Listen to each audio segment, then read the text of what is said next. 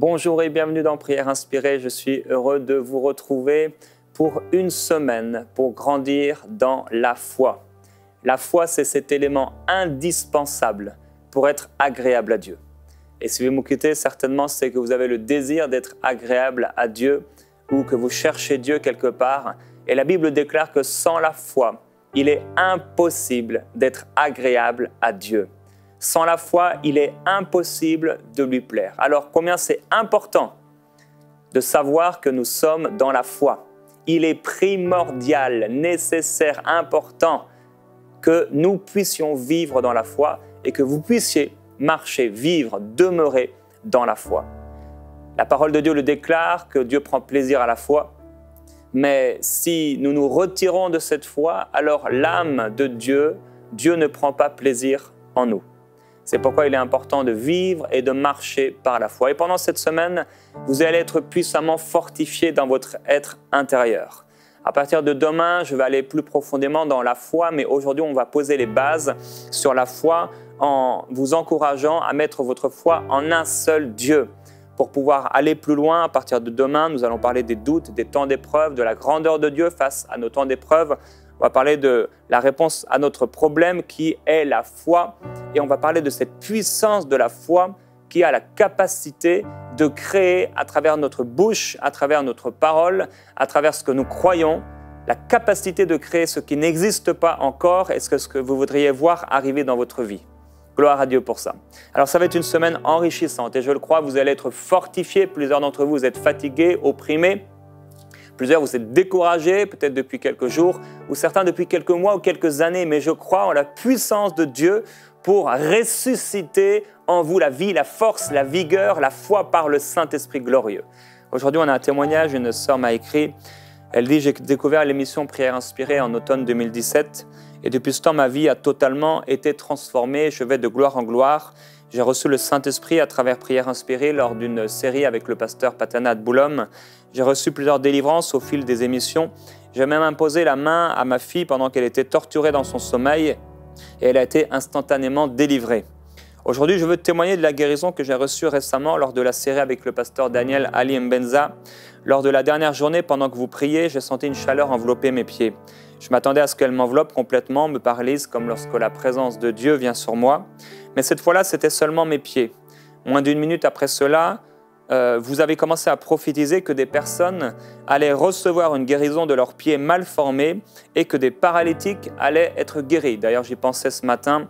Plusieurs personnes, vous avez été guéris, certaines personnes vous boitiez ou d'autres, vous avez été paralytiques et vous avez été guéris dans cette émission dont elle parle et j'aimerais recevoir votre témoignage afin que Dieu soit glorifié.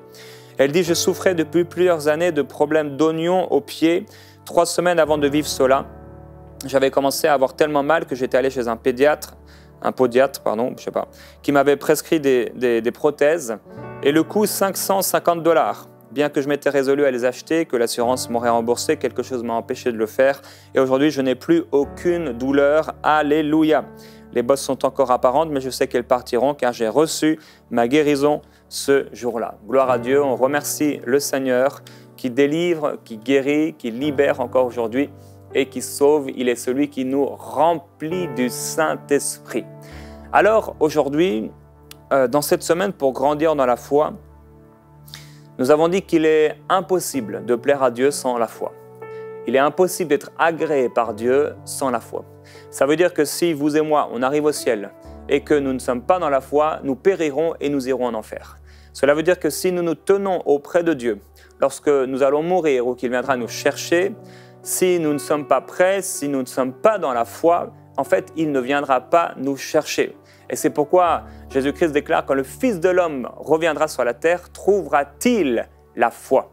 Je veux que Dieu me trouve dans la foi au Fils de Dieu qui s'est livré lui-même pour moi. Mais la Bible déclare que les démons croient en Dieu. Et pourtant, les démons ne plaisent pas à Dieu. Alors, ça veut dire qu'au-delà du fait de croire en Dieu simplement, le fait de croire en Dieu simplement ne sauve pas. Non, croire en Dieu n'a jamais sauvé personne. Il y a bien des dieux et il y a bien des foi, il y a bien des croyances. Ce n'est pas la foi seule qui va nous sauver, puisque les démons, dans ce cas-là, seraient sauvés. Non, c'est le fait de vivre selon la parole de Dieu, conformément à la volonté de Dieu, en recevant Jésus-Christ, le pardon de nos péchés, et en vivant une foi pleine et entière en Dieu et en son Fils Jésus-Christ, qu'il a amené mourir pour nos péchés, pour nous libérer et pour nous sauver, pour nous racheter. Ce n'est pas par nos œuvres que nous sommes sauvés, mais c'est par la puissance de Dieu en Jésus-Christ, par le moyen de la foi. Gloire à Dieu. C'est le don de Dieu. Et cela ne vient pas de nos œuvres personnelles. Alors, dans toute la parole de Dieu, et je vous rappelle que cette parole, la Bible, c'est vraiment pour nous la parole de Dieu. Si vous voulez vivre avec Dieu sur cette terre, quelle que soit votre appartenance à une église ou pas, quelle que soit votre foi, votre type d'église, quelle que soit votre éducation religieuse, votre vie sur la terre et votre foi devraient être bâties, vécues sur la parole de Dieu écrite, sur ce qui est écrit de la Genèse jusqu'à l'Apocalypse. C'est cette parole qui est censée diriger votre vie spirituelle. Si vous voulez vivre avec Dieu, si vous voulez être agréable à Dieu, c'est sur cette parole que vous allez vous baser. Ce n'est pas sur la parole d'un homme, même si celle-ci peut vous encourager. Si vous entendez quelqu'un vous parler de la part de Dieu, alors regardez, scrutez la parole de Dieu écrite pour savoir si ce que vous dit cette personne est réellement la parole de Dieu. Parce que ce n'est pas parce que quelqu'un vous dit « voilà, Dieu m'a dit » ou « Dieu dit » que c'est forcément divin et inspiré par lui. Alors, cette parole de Dieu, c'est vraiment la chose, l'élément, la fondation de notre vie. Nous voulons avoir une vie qui est bâtie sur le roc de la parole de Dieu, et cette parole de Dieu, c'est Jésus-Christ. Si nous ne sommes pas bâtis sur Jésus-Christ, nous périrons. Alors, nous devons vivre dans la foi au Fils de Dieu. Et dans toute la parole de Dieu, on pourrait prendre par exemple un chapitre, Ézéchiel au chapitre 20, où Dieu dit à plusieurs reprises, et constamment il l'a répété au fil des années, au fil des livres de la Bible, « Et vous reconnaîtrez que je suis l'Éternel ». Dieu veut être reconnu comme véritable, et la parole de Dieu déclare que tout homme même sera reconnu comme coupable et menteur devant lui. Alors, Dieu veut être reconnu comme le seul, le véritable Dieu. Vous écoutez aujourd'hui cette émission, peut-être vous êtes tombé dessus comme ça par hasard, à la télévision ou ailleurs, et vous vous posez la question, mais moi j'aime Dieu, moi je prie, est-ce que je suis agréable à Dieu? Je crois avoir la foi. Avez-vous reconnu Dieu comme étant un seul Dieu, le véritable Dieu, celui qui a envoyé Jésus-Christ mourir pour vos péchés? Peut-être vous dites oui. La Bible dit dans Ésaïe, au chapitre 6 et au verset 8, « J'entendis la voix du Seigneur qui disait, « Qui enverrai-je et qui marchera pour nous ?» Je répondis, « Me voici, envoie-moi. » Ici, c'est bien sûr Jésus qui parle. Il dit alors, « Va, tu diras à ce peuple, écoutez toujours, mais ne comprenez rien. Regardez toujours, mais n'en apprenez rien. Rends insensible le cœur de ce peuple, endurcis ses oreilles et bouche-lui les yeux, de peur qu'il ne voie de ses yeux, n'entende de ses oreilles et ne comprenne avec son cœur, qu'il ne se convertisse et ne soit guéri. » Ici, c'est ce que Dieu disait au prophète Ésaïe. C'est ce qui s'est passé à travers Jésus-Christ. Jésus-Christ a prêché son message et pourtant peu l'ont cru réellement au point d'être sauvés. Il a fallu que la Pentecôte arrive pour que le cœur de plusieurs personnes, plusieurs milliers au départ, puissent recevoir véritablement Jésus-Christ. Mais pendant sa vie sur la terre, il y avait des milliers qui le suivaient sans réellement le suivre, jusqu'à ce que Jésus-Christ leur dise « Il faut que vous puissiez manger de ma chair et boire de mon sang » et tous l'ont abandonné. Seuls les disciples sont restés et Pierre a pu dire cette parole « À qui d'autre irions-nous qu'à toi, Seigneur Jésus-Christ? Tu as les paroles de la vie. Il n'y a personne d'autre que le Seigneur Jésus-Christ comme médiateur entre Dieu et les hommes. Je n'ai aucun autre médiateur que Jésus-Christ. Il est le seul qui a été envoyé par Dieu pour mourir à ma place. Il est le seul qui est ressuscité d'entre les morts et qui est vivant aujourd'hui. Lazare est ressuscité d'entre les morts, mais il est mort ensuite. Jésus-Christ est ressuscité d'entre les morts sans plus jamais mourir. Il n'est pas mort une seconde fois. Il est vivant aujourd'hui et il est le Fils de Dieu. Jésus-Christ est le Seigneur des Seigneurs, le Fils de Dieu. Et il est tellement important pour vous, mes amis, que vous puissiez non seulement croire en Jésus-Christ et en Dieu le Père, mais que vous puissiez également faire de ce Père, faire de ce Jésus, de son Esprit, le seul Dieu de votre vie. C'est tellement important. Et la Bible dit, dans Deutéronome, au chapitre 18 et au verset 9, une recommandation importante de la part de Dieu. Dieu dit, lorsque tu seras entré dans le pays que l'Éternel, ton Dieu, te donne, tu n'apprendras pas à imiter les abominations de ces nations-là. Qu'on ne trouve chez toi personne qui fasse passer son fils ou sa fille par le feu. Nous savons qu'il y a eu plusieurs fois dans l'histoire de l'humanité des sacrifices humains. Malheureusement, ces choses arrivent encore aujourd'hui dans certains continents, dans certains pays. Ce sont des choses qui arrivent. Parfois, les personnes vont offrir un sacrifice humain, physique. Parfois, ce sont d'autres, comme dans nos sociétés occidentales, où certaines personnes qui sont en train de travailler avec des religions, des superstitions ou des ordres religieux ou philosophiques, vont livrer leurs enfants par leur bouche. Ils vont déclarer maintenant « je livre mon enfant à Satan » par exemple. Eh bien, ces choses arrivent. Dieu dit qu'on trouve chez toi personne qui fasse passer son fils ou sa fille par le feu. Personne qui exerce le métier de devin. Quelqu'un qui va dominer l'avenir. D'astrologue. Quelqu'un qui va lire dans les astres, etc., dans les mains, etc. D'augure, de magicien, d'enchanteur. Une traduction va dire dans Deutéronome au chapitre 18, il est écrit également dans ma traduction, « Personne qui tire des présages ou qui se livre à la divination, qui ait recours à des techniques occultes ou à la sorcellerie. » Nous savons que Dieu condamne sévèrement ces choses. Que ce soit dans l'Ancienne Alliance ou dans la Nouvelle Alliance, Dieu condamne tout acte de sorcellerie, tout acte occulte. Dieu condamne ces choses-là. Maintenant, Dieu rajoute « personne qui consulte ceux qui évoquent les esprits ou disent la bonne aventure ». Il se peut qu'aujourd'hui vous tombiez sur cette émission et vous vous disiez « mais moi j'ai foi en Dieu, mais pourtant je consulte régulièrement des astrologues ».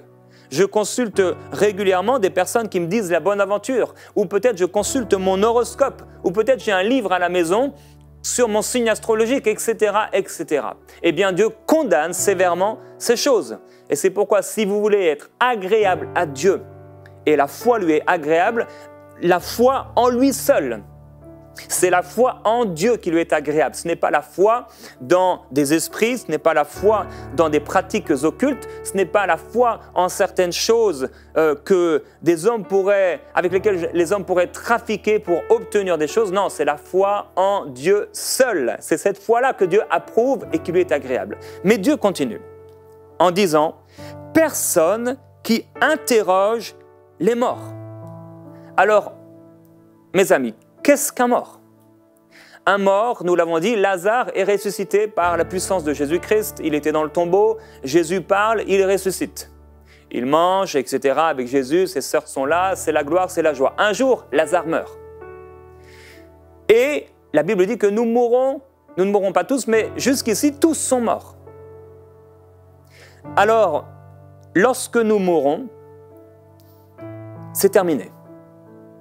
Nous savons que nous sommes soit dans la présence de Dieu, soit loin de la présence de Dieu, dans ce qu'on peut appeler l'enfer. La Bible dit qu'on ne trouve personne chez toi qui interroge les morts. Alors, il y a bien des gens qui se disent chrétiens qui interrogent des morts.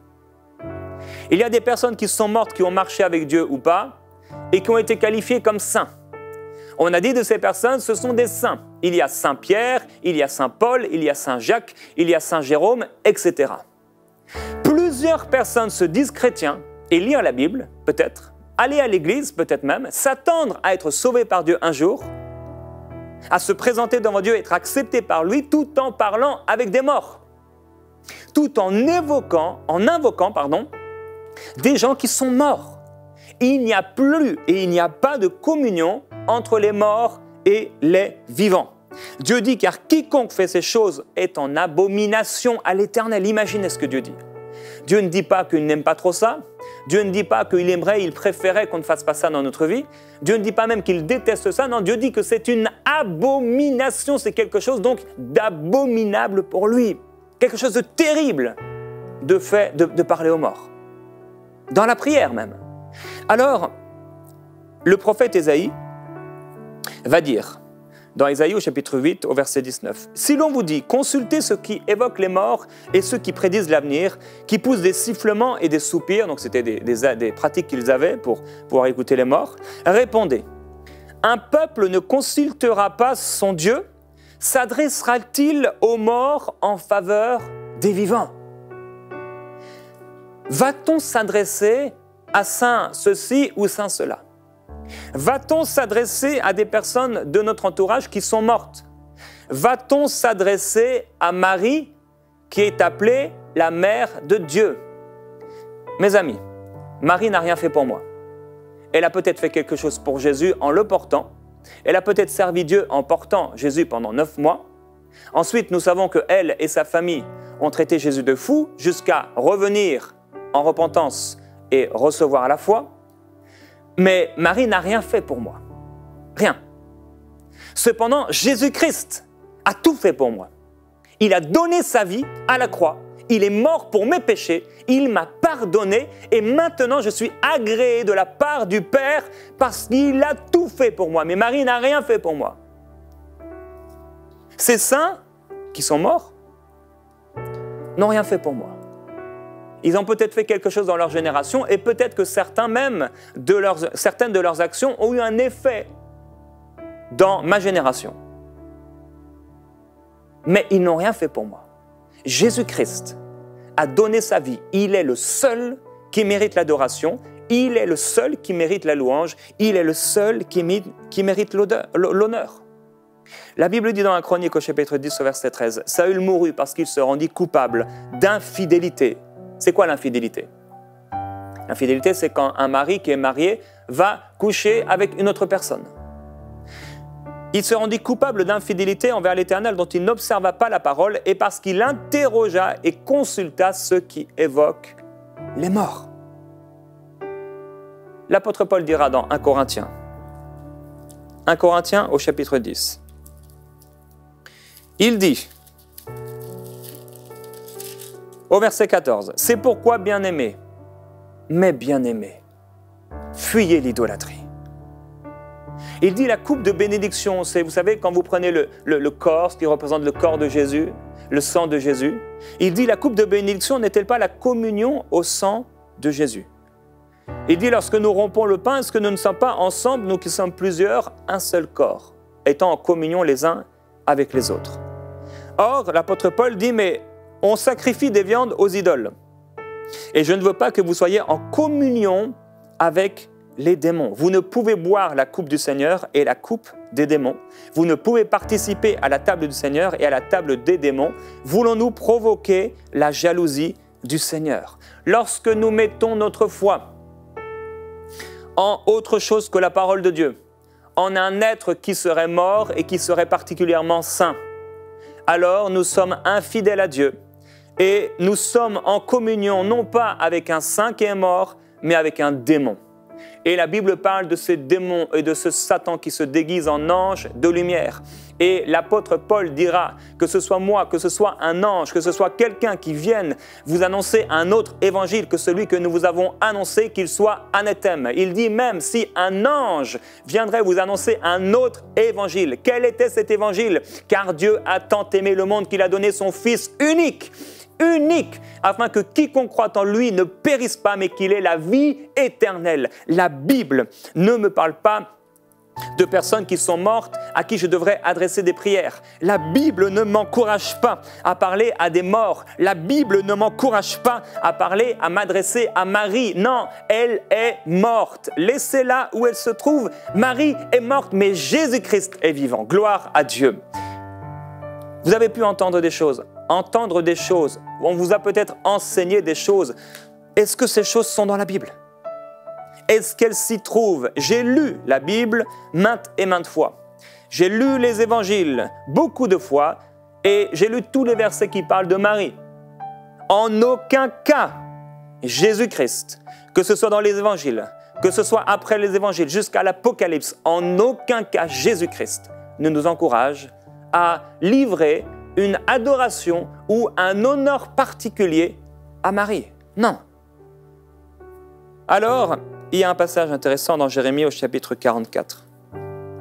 Gardez votre cœur ouvert à la parole de Dieu.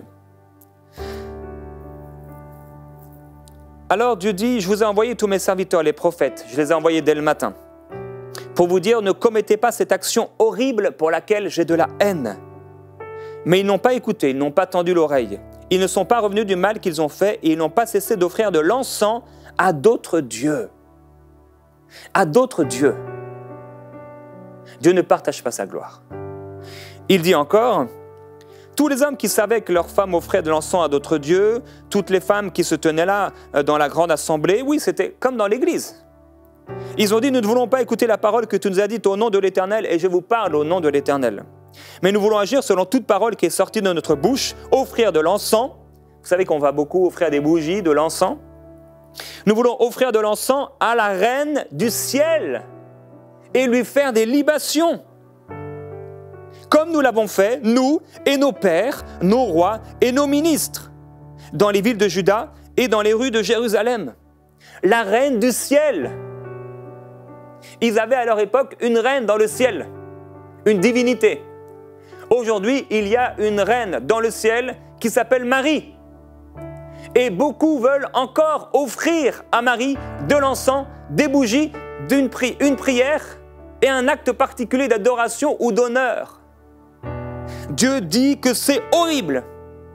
Dieu dit qu'il refuse de partager sa gloire. Et Dieu vous parle aujourd'hui. Et il vous encourage. Il vous encourage aujourd'hui. Il ne veut pas que vous mouriez parce que votre foi a été partagée. Il ne veut pas que vous puissiez vous retrouver loin de lui lorsqu'il reviendra.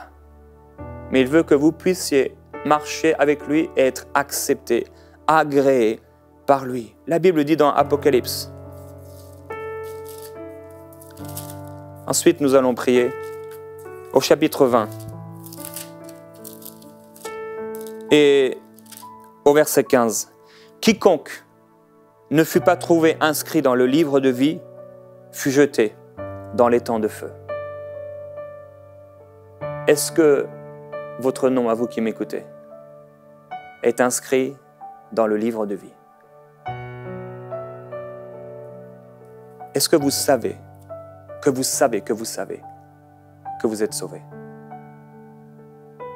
Ou est-ce que vous êtes permis parce que, comme l'ont fait ce peuple d'Israël, vos pères, vos rois, vos personnes religieuses vous ont enseigné des choses qui n'étaient pas basées sur la parole de Dieu, mais sur la parole des hommes et sur une tradition religieuse? Est-ce que vous avez bâti votre vie sur une tradition religieuse ou sur la parole de Dieu? La Bible déclare dans Daniel, au chapitre 7, « Je regardais pendant que l'on plaçait des trônes, l'ancien des jours s'assit. Son vêtement était blanc comme la neige et les cheveux de sa tête purs comme de la laine. Son trône était comme des flammes de feu et les roues comme un feu ardent. Un fleuve de feu coulait et sortait de devant lui. 1000 milliers se tenaient en sa présence, tous les hommes. Les juges s'assirent et les livres furent ouverts. Je regardais alors. » Et au verset 13, « Je regardais pendant mes visions nocturnes, et voici que sur les nuées du ciel arriva comme un fils d'homme. Il s'avança vers l'ancien des jours, et on le fit approcher de lui. On lui donna la domination, l'honneur et la royauté, et tous les peuples, les nations et les hommes de toute langue le servaient. Sa domination est une domination éternelle qui ne passera pas. Et sa royauté ne sera jamais détruite. » Plusieurs d'entre vous vous dites « Oh Jérémie, je t'écoutais jusque-là, mais je suis vexé, je suis fâché parce que tu as du déshonneur pour Marie. » Non, je la respecte pour ce qu'elle a été, comme je respecte n'importe qui dans la parole de Dieu qui a trouvé grâce auprès de Dieu. Et Dieu ne fait pas de favoritisme. Non, il ne fait pas de favoritisme. Chacun a un appel différent, un don particulier selon la grâce de Dieu. Cependant, si vous savez dans votre cœur que vous priez des morts ou que vous avez dans votre cœur un honneur religieux, spirituel ou qui s'élève en prière ou en adoration envers Marie ou envers un saint quelconque, envers quelqu'un qui est mort, j'aimerais vous dire que ce que vous faites est une abomination aux yeux de Dieu. Et c'est pourquoi lorsque ceux qui ont entendu la parole de Dieu dans ce qui a suivi les évangiles, les actes des apôtres, quand ils ont entendu qu'il n'y avait qu'un seul Dieu, lorsqu'ils ont entendu que Jésus-Christ était le Fils de Dieu, ils ont pris tous leurs livres, tout ce qu'ils utilisaient pour leurs pratiques occultes. Alors ils ont pu prendre leur objet de prière, ils ont pu prendre leurs petits livres sacrés, ils ont pu prendre leurs choses qu'on leur donnait, leurs petites effigies, leurs petites statues, leurs petits médaillons, et ils ont tout brûlé au feu. Aujourd'hui, dans Prière inspirée, le Seigneur vous a parlé très clairement, avec beaucoup de clarté, et je prie que vous ne soyez pas semblables au peuple qui a écouté Ésaïe et qui a écouté Jésus-Christ, qui a entendu mais qui n'a pas voulu comprendre, voulant rester dans sa tradition. Et à combien d'hommes et de femmes j'ai pu parler dans ma propre famille et qui m'ont dit « Non, moi, je resterai dans mes traditions, dans ma religion et je mourrai comme dans la foi de mon mari. » Alors qu'il est en enfer, alors qu'il est loin de Dieu, alors que sa foi était partagée. Aujourd'hui, je voudrais que vous puissiez prier maintenant et dire avec moi, « Oh Dieu, je te demande pardon d'avoir mis ma foi en des saints, en des morts, en des pratiques idolâtres. Je renonce à ces choses maintenant, à partir d'aujourd'hui. Je le déclare et je me défais de toute chose, de toute pratique et de tout objet mauvais, maléfique et spirituellement mauvais pour ma vie et pour celle de ma famille. Au nom de Jésus-Christ, maintenant, je veux proclamer sur vous la gloire du Seigneur et je veux vous encourager à vous défaire de tout ce que le Saint-Esprit vous poussera à faire. Si vous voulez recevoir Jésus-Christ maintenant, dites-lui, Seigneur, pardonne mes péchés. Je veux te recevoir, Jésus-Christ, comme mon Seigneur, mon Sauveur et le seul médiateur entre Dieu et ma vie. Gloire à Jésus-Christ. Aujourd'hui, soyez sauvés, soyez remplis du Saint-Esprit et soyez consacrés à 100% pour Dieu. On se retrouve demain dans Prière inspirée.